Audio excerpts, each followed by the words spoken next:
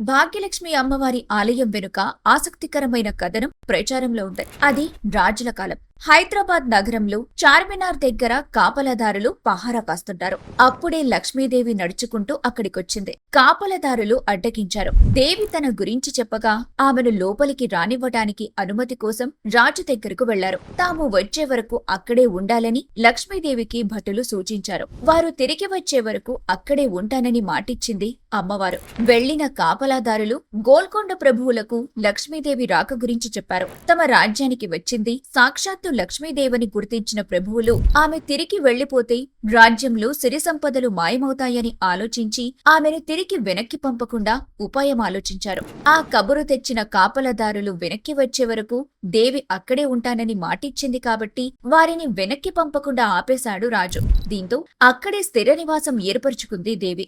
ఈ అమ్మవారి ఆలయంలో కేవలం ఆషాఢ మాసంలోనే కాదు, దీపావళి, దసరా, నవరాత్రుల సమయంలో అమ్మవారికి ప్రత్యేక పూజలు జరుగుతుంటాయి. హైదరాబాద్కి వచ్చిన ఏ దేశ రాజకీయ నాయకుడైనా అమ్మవారిని దర్శించుకొని మొక్కులు చెల్లించుకుంటారు. ఇక్కడ అమ్మవారిని దర్శించుకుంటే కోరిన కోరికలు నెరవేరుతాయని భక్తులు నమ్ముతుంటారు.